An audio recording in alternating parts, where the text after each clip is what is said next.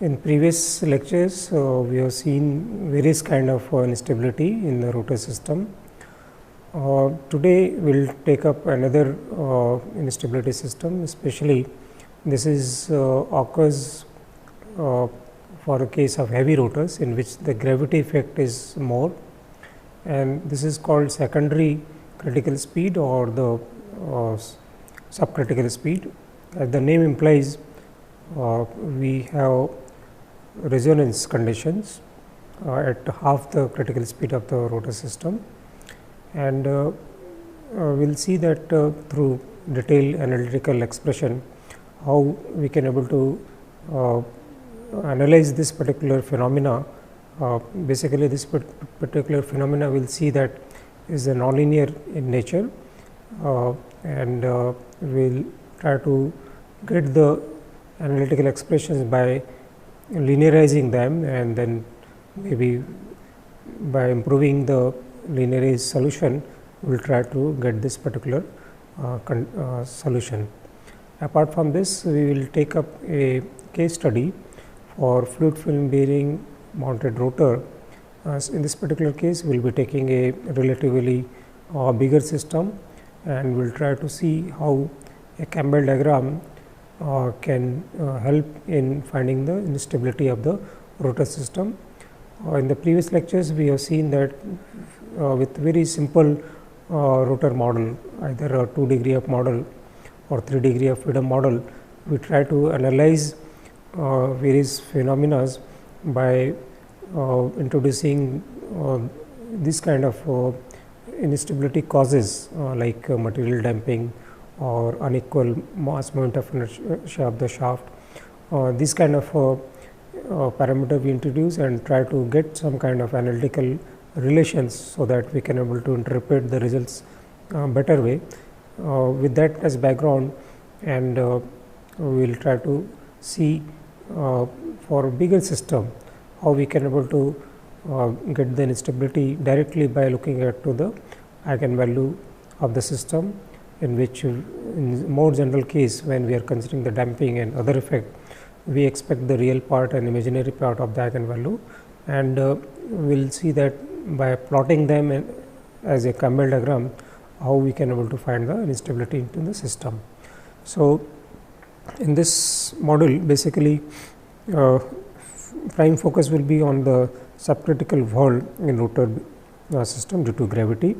Apart from that, as I told, I will take up one case study, because this lecture will be concluding the instability of the system. So, for a bigger system, how we can able to apply the more powerful the eigenvalue problem solution technique, by which we can able to get the Campbell diagram for finding the stability of the system. And in this some new terminology like subcritical speed of whirl, and as I mentioned, this equation of motion for such phenomena will be nonlinear, and through some linearizing method we will try to solve this equation. So, regarding the secondary or subcritical resonance phenomena, Stodula in 1924 initiated theoretical analysis and experimental studies on this particular phenomena, and he basically considered a Jeffcott rotor. So, I will explain this by simple Jeffcott rotor. So, in this we have one Jeffcott rotor like this, where this is the disc. This is mounted on some rigid bearing, maybe rolling element bearing. So, flexibility of the bearing we are not considering. Apart from this, so here we can able to take this is the undeformed. So, this is the bearing axis, and our axis system origin is here, and let us take this as axis system, in which let us say horizontal axis is x, this is y, and accordingly we have z direction, this one, and in this rotor is rotating with, let us say, nominal speed of omega. In this is the center of the disc. Eccentricity of the disc could be somewhere here. Let us say this. I have exaggerated the location of the center of gravity. This is the mass of the disc, and now let us try to draw the free body diagram of this particular disc separately, so that we can able to see various forces which are coming onto this. So, we have this is the axis system, which is stationary rotating axis system. Let us say this is the disc, this is the bearing center line point, and this is the center of rotation of the disc. Because we removed the disc from the shaft, we expect elastic force will come. So, this is because this distance is k, this is y. So, we will be having ky and kx forces which will be acting at the center of gravity, center of rotation c. Let us say center of gravity is here, g, and mg is acting down, because now the reference axis is at the bearing axis, not at the static equilibrium position, as in the previous case of run up and run down equation of motion. In that also equation of motion was nonlinear, and because of that we considered the bearing axis at the as the reference for these x and y axis. So, here also we are considering the gravity effect in this, and let us say our reference for the angle measurement is x axis. So, this is the theta. So, this is the direction of rotation of the disc, which is theta dot angular velocity. So, in this case also we do not have the angular velocity theta dot is not equal to nominal speed into this, but basically it varies. So, we will see how we can able to simplify this particular in the subsequent analysis. So, now various forces are we already applied onto the disc once we take the free body diagram of the disc. In this, and apart from this, if we want to analyze, we need to take rotating coordinate system. That is more convenient, as we already seen in some of the case, it is more convenient, which is rotating with omega t. So, now we want to obtain first the equation of motion of this rotor in x, y and theta direction, and then we will try to analyze the rotor system. So, in equation of motion in x direction, this is the elastic force which is acting here. Apart from that, we have gravity force, and in this particular case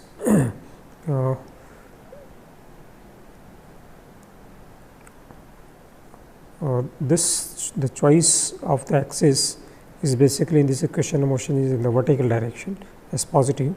That is why this is negative and this is positive. So, basically in that particular case, for derivation of the equation of motion, x will be vertical, y is horizontal itself, but so like this. So, because of that is negative, otherwise there is no problem in the sign. So, this is the equation of motion. Basically, you can able to see this is the weight, and in this particular case, as we have seen in the previous lectures also, this is the position of the center of gravity of the rotor, and in this particular case this is the linear acceleration. So, if we differentiate this, this will be having a differentiation which will come here, but differentiation of this will give us two components like this. In this E is constant, is not variable, but this will give two components like this once we differentiate twice. Similarly, in the y direction we have elastic force, and this is the mass into acceleration term, and if we simplify this, basically we will get this. Here also we will get two terms, and the third equation, which is moment equation, we are taking moment about center of gravity. So, moment about center of gravity will give moment, because these two elastic force, should be equal to the polar moment of inertia into the angular acceleration. So, basically these are the three equation of motion, and the third equation we can able to simplify like this. So, I p we can able to write it as mass into radius of gyration square. So, k 1 is the radius of gyration of the disc. So, we can able to write in that particular form. K is stiffness of the shaft. So, these two are different. Now, to analyze this particular system, first we are defining a complex displacement x as S as equal to x plus j y. So, first two equation,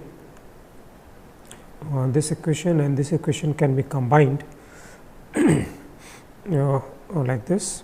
So, basically we are multiplying the second equation and adding to the first equation. So, this two term is we are getting, and then this is from the this. So, you can able to see various expressions we will be getting like this. From this we will get this. So, basically we can able to get the expression like this. So, basically we are using cos theta plus j sin theta is equal to E j theta. Now, this is the thing we are using, and wherever there is a problem in the something like this sin theta plus j cos theta, this kind of terms are there, then we are converting this into this form, and by taking some common to j, and because of that these terms we are getting. So, basically this is the equation of motion in complex domain, but stationary coordinate system.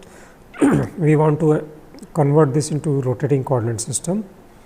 For that we already developed in the previous lectures the transformation. So, this is the transformation in which zeta is the complex displacement in rotating coordinate system, and this is in the stationary coordinate system. These two coordinate system we already seen that they are rotating with respect to each other with omega, and if we use this here, we have already done earlier this several time, this double dot, this kind of transformation. So, if we take derivative of this first, second and substitute in this equation of motion, basically we will get equation like this, where some terms even we will get with xi dot also. This is not damping term, but because of the differentiation which we do, because of that we are getting these terms, and these equations will also get transformed. Now, you can able to see this gravity force, which is in stationary coordinate system, is a constant force. In rotating coordinate system, it will appear as rotating in the opposite direction, because if person is sitting in the rotating coordinate system and if he is observing the static force which is there in x direction, it will appear to him as it is rotating in the opposite direction of the axis on which it is sitting. Similarly, here there will be difference in the frequency because of the observer will be sitting onto the rotating coordinate system. So, that much difference will come in the, so this will come directly from the transformation. And the third equation, the moment equation which we had here. So, basically we will see that this particular term within the bracket is nothing but nu. So, the nu and xi are basically two axes which we have chosen, which is a rotating coordinate system. So, they this is in the previous lecture we already seen this relations. So, that will be nu, other terms are same. So, basically this equation and this equation is the nonlinear equation. Now, you can able to see because some of the terms are having square. So, this is a nonlinear equation of motion and is in the rotating coordinate system. Now, first we want to obtain the unbalanced response of that particular equation of motion, and theta, which is angular displacement of the disk, which is the theta dot is not equal to the constant angular velocity. So, what we are assuming here that that is equal to omega t plus some small quantity which is time dependent, and this u dot is time dependent deviations of the angular velocity. So, time because this is a nominal speed, and whatever the variation is taking place of that speed is there in this. So, basically u is nothing but the angle, the torsional displacement, torsional angular displacement. So, and as an initial approximation to solve the previous equation, we are assuming that this torsional displacement is negligible, and we are saying theta is equal to omega t. And with this this condition we are substituting in the previous equation of motion here, theta is equal to omega t. So, basically this equation will become the linear equation. Right hand side will take a simple form of like this, and so this is in the rotating coordinate system complex or displacement equation. Right hand side is now a known quantity, theta is now vanished because we have chosen this approximation.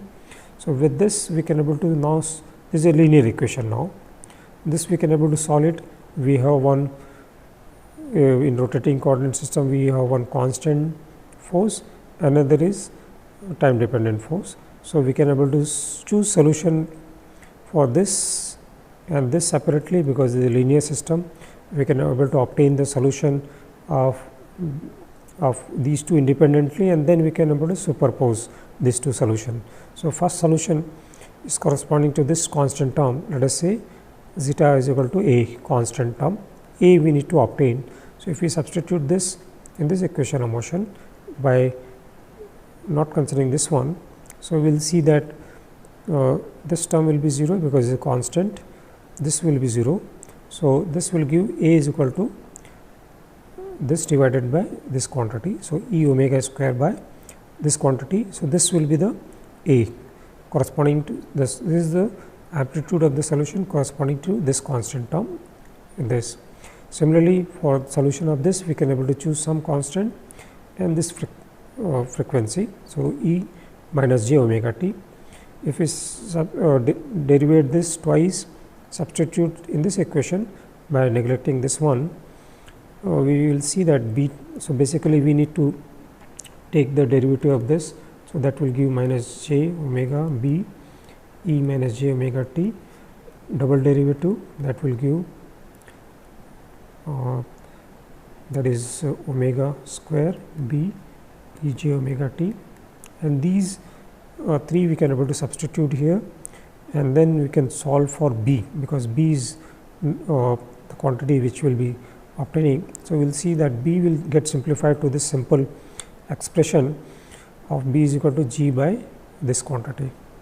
So now we can able to write the solution for this, the simplified equation, linearized equation like this. So this is the constant term and this is the b term. So this is the solution of the previous equation. In this omega nf we are defined as undamped natural frequency. We can able to take the real part and imaginary part of this separately, because in the third equation, this equation we have eta. So we want to substitute this assumed solution here, and whatever the solution we obtain, we want to substitute here and then solve for theta. So basically we can able to separate this in real part and imaginary part, because imaginary part is having, this is only real part. So this constant term will not come in this. So this eta now we want to use in the third equation to get the theta variation. So now you can able to see if we substitute. So now as a second approximation. So that means now we want the updated solution. For that we are again now introducing theta is equal to omega t plus ut, and this we are substituting in the third equation, and that requires theta double dot. So theta double dot, you can see this will vanish, this will give us u double dot t, and this we are substituting, and this in the moment equation, this moment equation. So basically with this we are trying to get what is the variation ut. So we have substituted eta from here. So now this we can able to solve for u, and the solution will be something like u is equal to some constant sin omega t, and if we differentiate this twice and substitute in this equation, we can able to solve for capital U, and basically this will be the capital U within the bracket term. So this is the solution of this equation of motion. And now with the third equation, we can able to see that we could able to get the what is the variation of the theta. So in the first approximation, we assume this is equal to 0. We got the value of the xi and eta. That solution which was approximate, we used in the third equation to get the variation u, and now we have variation of u. So now this solution we can able to substitute in the theta expression, and again we can go to the equation, this equation in which the theta variations are there, because we need the more accurate solution of this. The first solution which we obtained by considering the angular velocity as constant, but now again once we obtain the variation of the angular displacement, we want to use this expression here. So this theta now will be substituting in the right hand side of that equation. So basically theta is now defined like this.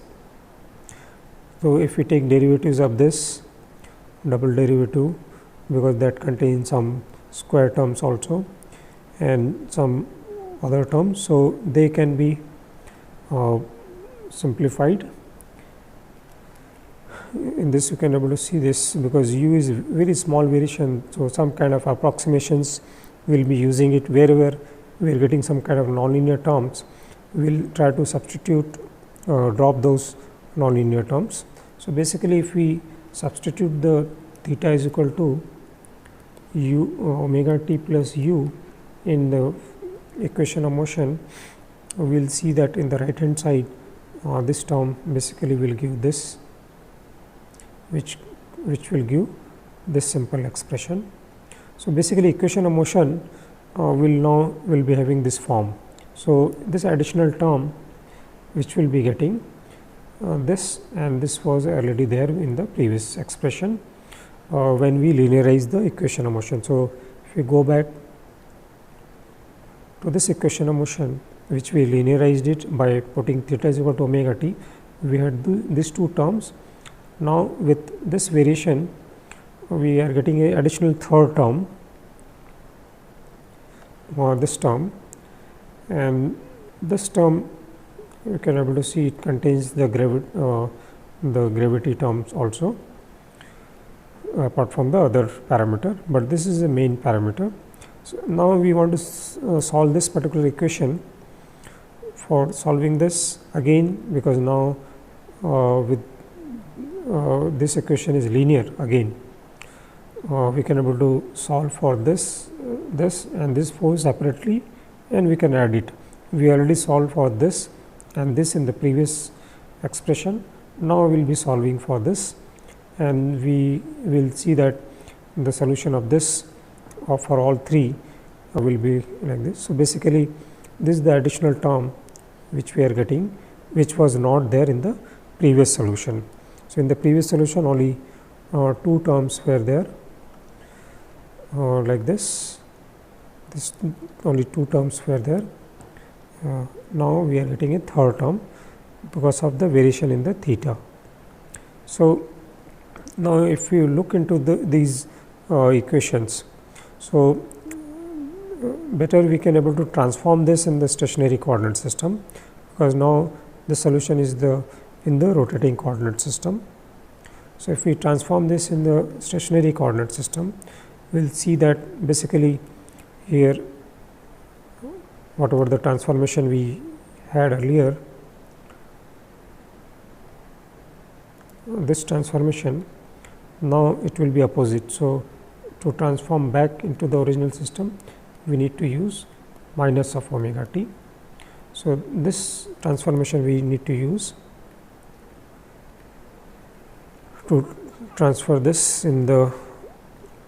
So, basically that will get multiplied by the j omega t. So, basically this is the complex displacement in stationary coordinate system.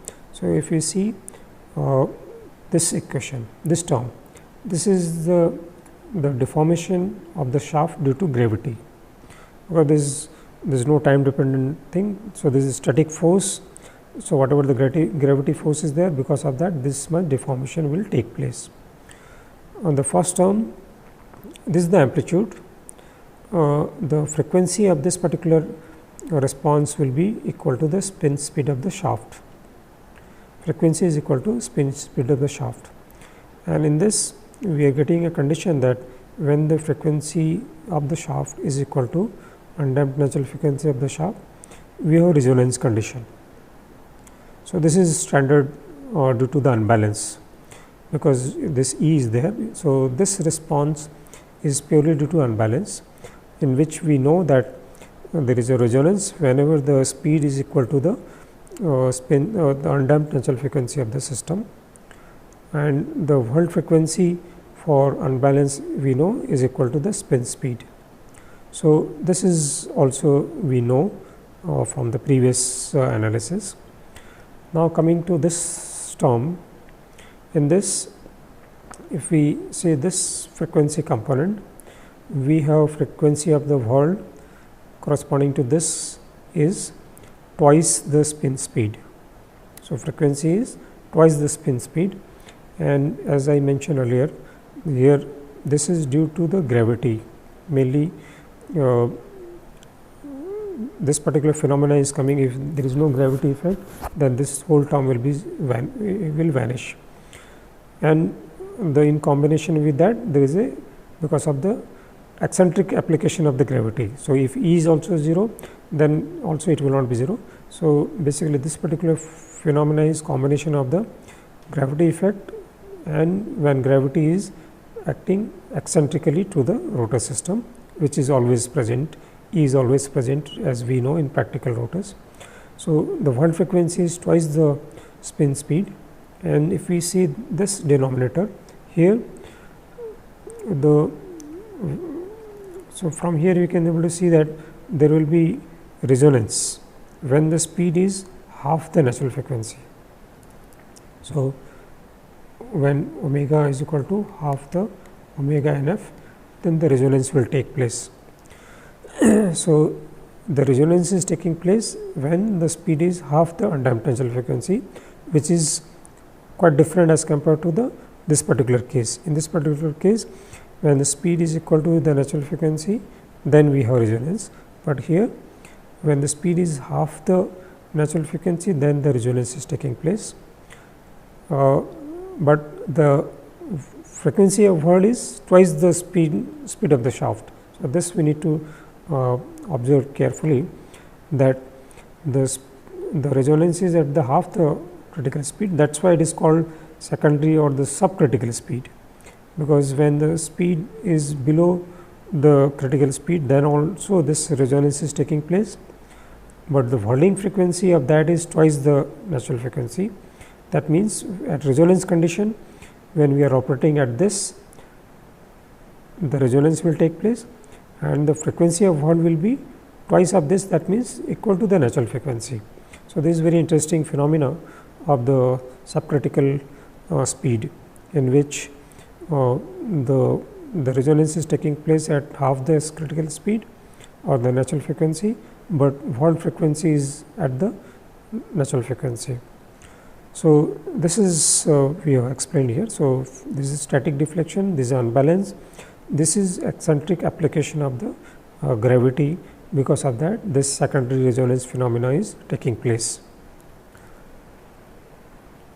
So, this I have already explained in detail how this particular phenomena is taking place and what is the amplitude of that particular phenomena. And commonly we know that gravity and the unbalance the response is well known, but the secondary resonance phenomena is not quite well known in literature, but it has been explained quite early in 1924 by Skodala. Now, we will take up a case study in which we will be taking a slightly bigger system and we will try to demonstrate that through finite element method, which is more versatile method for modeling any rotor system, either is a 2 bearing or multiple bearing support system. Finite element method, we already seen that is very conveniently we can able to model a rotor system. Even in that we have seen that the bearing can be added quite conveniently, or gyroscopic effect we can able to analyze. So, in this particular case we will try to analyze a rotor system and we will try to see how we can this particular rotor will be mounted on fluid film bearing with all the 8 linearized coefficients of the stiffness and damping, and with that we will try to obtain the whirl frequency of the this particular rotor system. In this not only we will be considering the bearing as 8 linearized, but will in this second case study we will be considering the speed dependency of these particular bearing property, because in the previous lectures we already seen that especially fluid film bearing, they can have some kind of when the speed changes, their static equilibrium changes, and because of that the property of these bearings, stiffness and damping, changes with speed. So, using short bearing approximation, we will try to incorporate that particular speed dependency in the rotor system and we will obtain the Campbell diagram. In the Campbell diagram, apart from the frequency, we will put the logarithmic decrement also, that will give the idea about the stability of the system at various speed ranges. So, there is another way of finding the stability of the system, especially for the complex system. So, in this particular case, we are taking basically a rotor system like this. So, there is a huge rotor with 4 discs are there, they are also heavy discs. These bearings are fluid film bearings, and we will be modeling this particular rotor system using a finite element method. And various property of the rotor and bearings are given here. So, basically here we want to demonstrate the application of the finite element method. for typically simply supported rotor disk system. But this boundary condition is not a limitation for finite element method, as we know. Various physical property of the rotor system is like shaft diameter is 0.1 meter, length of the shaft is 3.5 meter, material properties are given here, Young's modulus and density, Poisson's ratio. Number of discs are 4 as we have seen in the figure, and they are very heavy disc, 60.3 kgs each of them. Both the bearing are linearized, they are idealized as identical fluid film bearing, and their L by D ratio is 0.5, which we can able to consider as short bearing. We need to consider two cases. One is the speed independent bearing characteristic. In this, we are choosing one bearing parameter, and we will keep constant that during the change of the speed. And in this particular case, another is the speed dependent bearing characteristic, in which we will be varying the speed of the property of the bearing with the speed. So, we can able to this is the in this particular case, just to show the convergence, we have taken two cases. One is we have idealized this as 7 element, and in this second case we have considered that as 14 elements. So, we have divided this various shaft segments into 2, so that the number of element becomes 14. So, for speed independent bearing characteristic, various parameter of the bearing like D, L, where L by D is this, radial clearance, viscosity at the operating temperature we have provided. So, direct as well as the cross coupled stiffness and damping coefficients we can able to find for any particular speed. So, what we have done at 4000 RPM, we obtain the bearing property, and we are assuming that that remains constant for all other speed. So, something like average speed we have chosen. So, these are the by short bearing approximation which we described earlier for is mean speed of 4000 RPM and various bearing property we can able bearing parameter we can able to get the stiffness coefficients and damping coefficients of the bearing like this. Now, in this particular case, because I am not describing the detail of the FEM formulation that we already discussed in detail earlier. So, directly I am giving the Whirl frequency, because so here you can able to see one is the 0 speed. So, at 0 speed we have basically this is a nearly 0 speed, this is not 0 speed. So, that is why you can able to see there is a slight splitting of the frequencies are there. So, this is very low speed, basically this is not 0, at very low speed 1 or 10 radians per second was there, and we found a slight splitting of the natural frequency at this. So, forward and backward fold, and these are the logarithmic decrement. So, basically in the eigenvalue as we described earlier, this beta gives the Whirl frequency and alpha is the damping parameter, and with alpha we define the logarithmic decrement, and whenever this logarithmic decrement is basically positive or negative, we have instability. So, you can able to see that in this particular case when speed is low we have stable. So, in this particular case the logarithmic decrement has been defined when they are negative, the instability is there.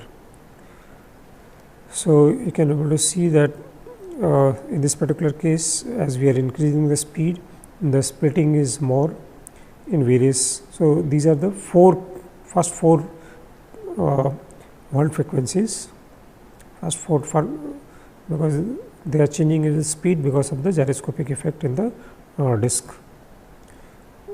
So, these are the at various speeds. So, basically you can able to at various speeds we obtain these first 4 Whirl frequencies and their logarithmic decrement,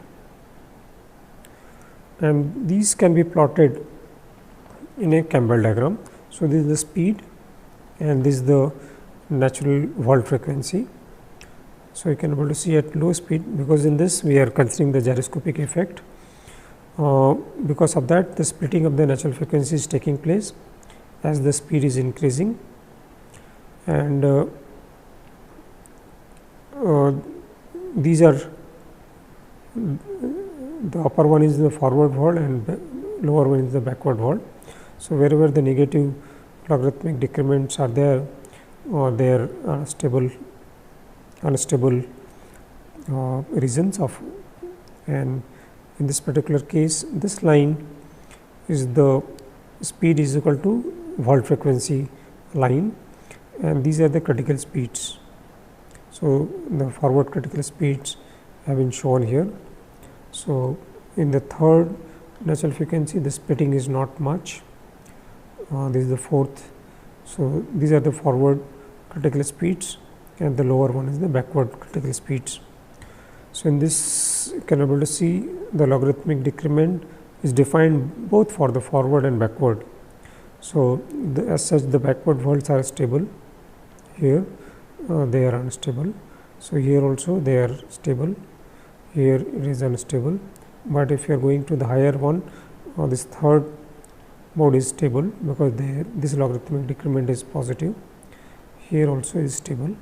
So, in this particular case at lower speeds the first forward and backward Whirls at low and high both they are unstable, but at the higher modes are stable, lower modes are unstable, but higher modes are stable.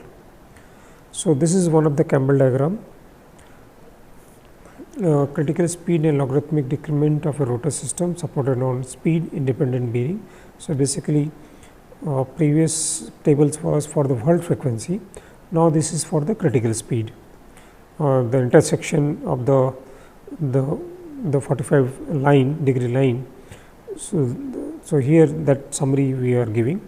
So, basically, and in this we have given for 7 element and 14 element what was the difference in forward critical speed and backward critical speed, and this is using some kind of condensation scheme or static condensation scheme, how the result affects. So, basically in this all the rotational degree of freedom we eliminated, and we saw the effect of the. So, not much effect we observed, especially at the low frequency lower modes this particular condensation scheme, but higher frequency because it is static condensation we expect more error for high frequencies.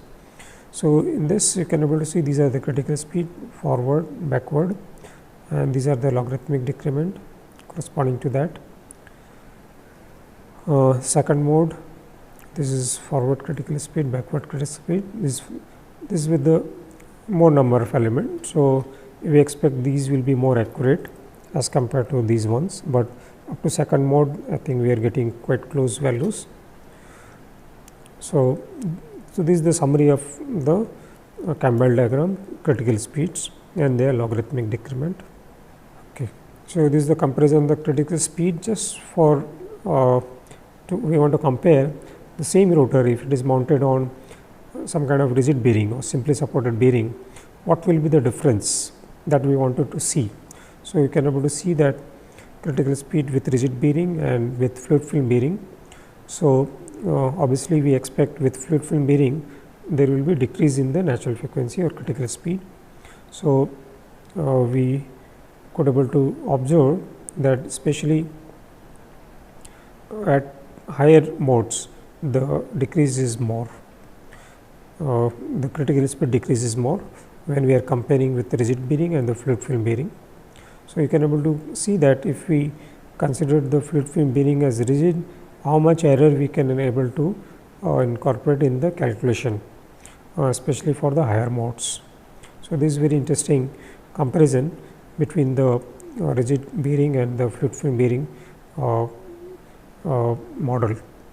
So, obviously, this model is more accurate, and if we consider the fluid film bearing as simply support, then we may get erroneous results, and especially here higher modes you can get error of maybe 26%. That is a typical result, but is not valid for all cases. Then next we will be considering the speed dependent bearing characteristic. In this, direct as well as the cross coupled stiffness and damping coefficients are considered as speed dependent. These are calculated based on the short bearing approximation expression as function of speed. So, here these are the same bearing parameter. Now, we are calculating the stiffness and damping parameter as variation of the they are varying with the speed. So, when we discussed this particular short bearing approximation in previous lectures, so because they were in the non-dimensional form. So, for this particular bearing we can able to get those parameter, and we know that they vary with speed. So, those values we have directly fed into the our programs. So, this is the Campbell diagram when the Whirl frequency map of rotor bearing system supported on speed dependent fluid bearings are considered. So, here you can able to see the similar 1, 2, we have considered up to 4th mode, and we have given even the logarithmic decrement of this. So, you can able to see that especially the lower modes are unstable, but higher modes are unstable at very high values of the speed. So, this is the same values of the Whirl frequency. In some cases, we are not getting these values because whatever the model we consider, here we are not getting the natural frequency, because in previously we already seen that some cases if we are in the unstable zone, we may not get the these frequency, or sometime because of the gyroscopic effect, especially the suppression of this kind of frequency critical speed occurs. So, these are the variation of the Whirl frequencies which we have plotted earlier, and also the logarithmic decrement. And this is the summary of the critical speed and the logarithmic decrement for speed dependent bearings. So, for 7 element, 14 element, and with condensation of the some intermediate support and the angular displacements. So, basically you can able to see some of the modes are stable, or whenever negative logarithmic decrements are there, those critical speeds are unstable, like this one.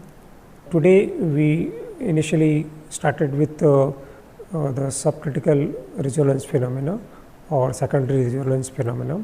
We have seen that in that particular phenomena that take place because of the eccentric application of the gravity, and in this particular case we saw that not only the response due to the weight of the rotor, which will be something like static deflection will be there in the response, we will be having even response of the unbalance, because eccentricity is always there in the rotor system.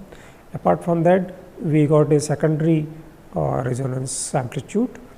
Those amplitudes we saw that in that the resonance take place at half the undamped natural frequency of the system, but the Whirling frequency at which the rotor take place at this is twice the speed of the rotor. That means at the critical at the natural frequency of the system. So, that is the very interesting phenomena which we observed, that is due to the eccentric application of the gravity. Apart from that, then we try to apply the finite element method in more general case, in which we consider the gyroscopic effect.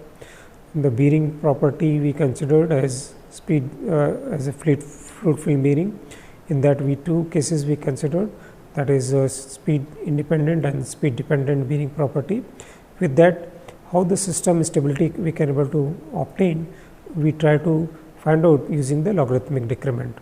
So, with this we can able to see that even a bigger system by finite element method we can able to find the instability of the rotor system. In the subsequent lecture, now we will go for more practical application of various methods, like especially various kind of faults are there in the rotor system, how they can be identified or how they can be rectified. So, we will begin with balancing of rotors, not only the rigid rotor, but also the flexible rotor balancing theory we will study, and with some numerical example we will try to understand those methods in more detail.